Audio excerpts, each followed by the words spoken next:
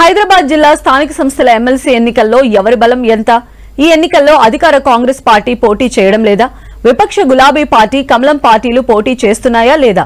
స్థానిక సంస్థల ఎన్నికల్లో ఏ పార్టీకి ఎంత బలం ఉంది? జీహెచ్ఎంసీ పాలక మండలిలోని కార్పొరేటర్లు, ఎక్స్ అఫీషియో సభ్యులు ఓటర్లుగా ఉండే ఈ ఎమ్మెల్సీని ఎవరు కైవసం చేసుకోబోతున్నారనేది ఆసక్తిగా మారింది.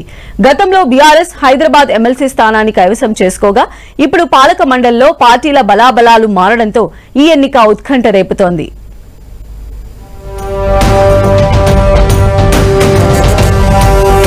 హైదరాబాద్ నగరంలో మరోసారి ఎన్నికల వేడి మొదలు కాబోతోంది. హైదరాబాద్ జిల్లా స్థానిక సంస్థల ఎమ్మెల్సీ స్థానం ఖాళీ అవడంతో ఆ స్థానానికి ఎన్నిక నిర్వహించేందుకు ఎన్నికల కమిషన్ నోటిఫికేషన్ విడుదల చేసింది. ఇప్పటివరకు ఎమ్మెల్సీగా కొనసాగిన ఎంఎస్ ప్రభాకర్ పదవీ కాలం మే 1న ముగియనుంది.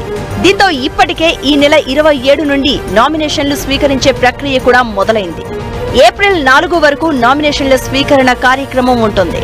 ఆ తర్వాత ఏప్రిల్ 7వ తేదీన నామినేషన్ల పరిశీలన, ఏప్రిల్ 9 వరకు నామినేషన్ల విత్డ్రా చేసుకునేందుకు అవకాశం ఉంటుంది. ఆ తర్వాత ఫైనల్ లిస్ట్ ప్రకటిస్తారు. పోటీలో ఒకరి కంటే ఎక్కువ మంది ఉంటే ఏప్రిల్ 23న పోలింగ్ జరగనుంది. ఏప్రిల్ 25వ తేదీన కౌంటింగ్ ఉంటుంది. అయితే ప్రస్తుతం హైదరాబాద్ జిల్లా స్థానిక సంస్థల ఎమ్మెల్సీ ఎన్నికకు నామినేషన్ల ప్రక్రియ కొనసాగుతుంది. జీహెచ్ఎంసీ ప్రధాన కార్యాలయంలో ఎన్నికల అధికారి అనురాగ జయంతి ఆర్వోగా వ్యవహరిస్తున్నారు.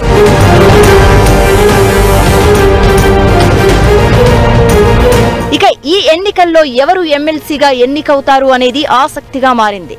మొత్తం 110 మంది ఎన్నుకునే ఈ ఎమ్మెల్సీ ఎన్నికల్లో అత్యధికంగా ఎంఐఎంకు 49 మంది సభ్యులు ఉన్నారు.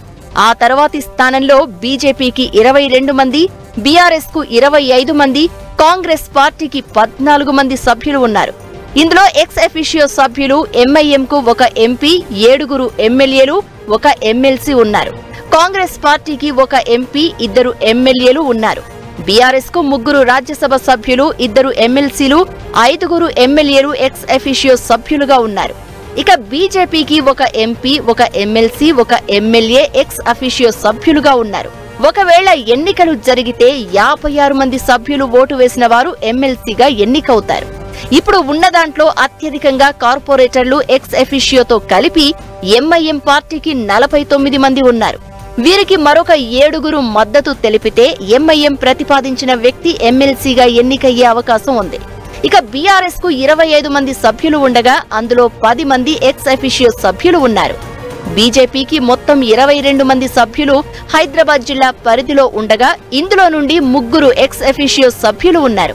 ఇక కాంగ్రెస్ పార్టీకి 7 ఎక్స్ అఫీషియో సభ్యులు ఉండగా 7 కార్పొరేటర్లు హైదరాబాద్ జిల్లా పరిధిలో ఉన్నారు. దీన్ని బట్టి చూస్తే హైదరాబాద్ జిల్లా పరిధిలో ఉండే స్థానిక సంస్థల ఎమ్మెల్సీని ఎంఐఎం కైవసం చేసుకునేందుకే ఎక్కువ అవకాశం ఉందని రాజకీయ నేతలు విశ్లేషిస్తున్నారు. అయితే ఇటీవల జరిగిన జీహెచ్ఎంసీ స్టాండింగ్ కమిటీ ఎన్నికల్లో ఎంఐఎం మరియు కాంగ్రెస్ పార్టీలు సంయుక్తంగా 8 మరియు 7 స్థానాలను పంచుకున్నాయి. దాంతో స్టాండింగ్ కమిటీ ఎన్నిక ఏకగ్రీవమైంది. ఇప్పుడు కూడా ఎమ్మెల్సీ ఎన్నికల్లో కాంగ్రెస్, ఎంఐఎం ఏకమైతే ఏకపక్షంగా అభ్యర్థి ఎన్నిక ఖరారయ్యే అవకాశం ఉంది.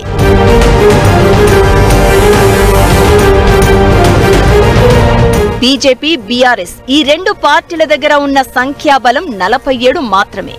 మ్యాజిక్ ఫిగర్ 56కు రీచ్ కావాలంటే మరో 9 మంది మద్దతు అవసరమవుతుంది. అయినప్పటికీ బీజేపీ, బీఆర్ఎస్ కలిసి పోటీ చేసే ఛాన్సెస్ చాలా తక్కువగా ఉన్నాయనే వార్తలు వినిపిస్తున్నాయి. అందుకు నిదర్శనం ఇటీవల జీహెచ్ఎంసీలో జరిగిన స్టాండింగ్ కమిటీ ఎన్నికలే. బీజేపీ, బీఆర్ఎస్ 2 పార్టీలు స్టాండింగ్ కమిటీ ఎన్నికల్లో కలిసి పనిచేస్తే కొన్ని స్థానాలనైనా దక్కించుకునే అవకాశం ఉండేది. కానీ బీజేపీ, బీఆర్ఎస్ కలవడానికి ఇష్టపడడం లేదు.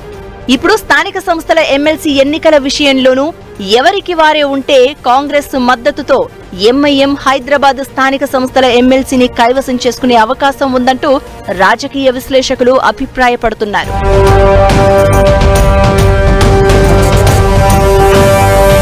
అయితే ఇప్పటికే కాంగ్రెస్ పార్టీ హైదరాబాద్ స్థానిక సంస్థల ఎన్నికల్లో పోటీ చేయబోము అని, తమ సభ్యుల మద్దతు ఎంఐఎంకు ఉండే అవకాశం ఉన్నట్లుగా ఇంటర్నల్ గా మాట్లాడుకుంటున్నట్లు సమాచారం.